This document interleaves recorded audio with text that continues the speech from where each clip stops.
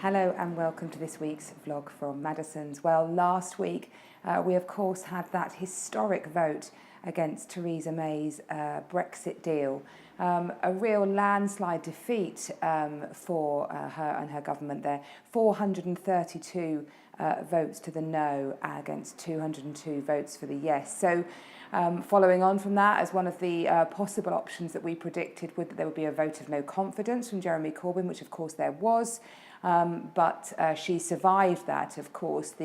Her government don't approve of her bill, but they certainly don't want another general election. So that route has now been extinguished. So we have a few more remaining routes left to us, which I touched on last week. Of course, she can go back to the table and try and renegotiate her deal. I think unless there's any real salient changes to that, we're just going to see the same defeat again. So there's a real need for her to get some real change in that. And obviously one of the very contentious issues is all about the border control of Northern and Southern Ireland. They don't want there to be a hard border as there were before. They want free trade, but of course, and movement of people, but that's very difficult when you've got one of those countries no longer in the EU. She'll probably have to get an extension to leaving Brexit if she's going to try and pursue that route, because we know how long it's taken just to get this far. And as I record this on a Tuesday morning, that's certainly what I feel is the most likely route that we're now about to see. They'll get an extension from the 29th of March and see if that deal can be renegotiated. But of course, a few other options as well, which we've discussed. There could be a second referendum. Many people feeling that they just simply didn't know what they were voting for and would like to have the chance to vote again. So what does that all mean for the housing market? Well, there's no doubt last year had commonly referred to as very subdued activity, and we're certainly continuing to see that at the start of 2019. It's just the uncertainty, really. People don't quite know what to do, so sellers are holding back on their plans to put their property on the market, and buyers are holding back from making their decision. We're also finding a lot more nervousness around the deals that we put together. So as well as it taking on average longer to find a buyer, you then have a longer sales process from going from offer to exchange, simply because there's so many bumps along the road and people are naturally nervous. They've lost their confidence in the market at the moment. But we're still in good shape here in Maddisons. 3 offers we've had in this week. So there are still buyers out there who just want to get on with things, and there are definitely still sellers out there who want to move on as well. It's just not as much activity as usual.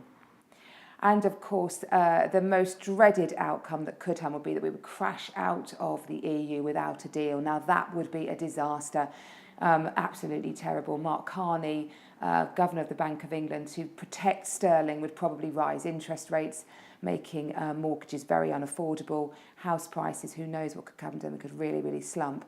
I think that's an outlier scenario. I think that's highly unlikely to happen. There'll either be an extension or a second referendum, in my view. And the extension is probably the most likely route at the moment. But watch this space, we'll keep you posted.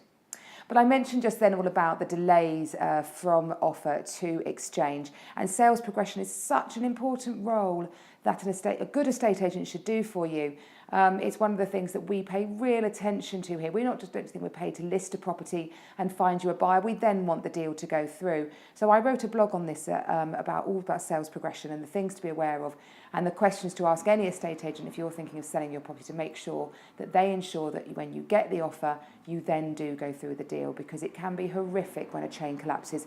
You've set your heart on a new property, your dreams are moving on to that, and when it all falls apart, it's absolutely heart-wrenching for you and us. So do have a look at that blog, or give anyone here in the office a call if you'd like to discuss in more detail.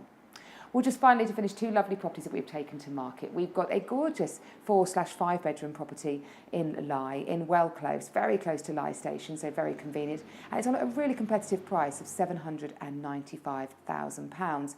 It's got a great amount of accommodation space, presented in really good order, but also the potential for you to change if you wanted to. So that's a really great little property. And here in the town of Tunbridge Wells itself, we have a lovely mid to late Victorian villa for sale. It's on offers in excess of 1.4 million.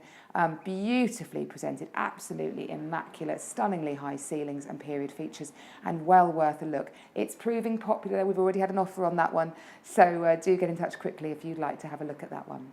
We hope you've enjoyed the vlog this week and look forward to speaking to you next week. Bye-bye.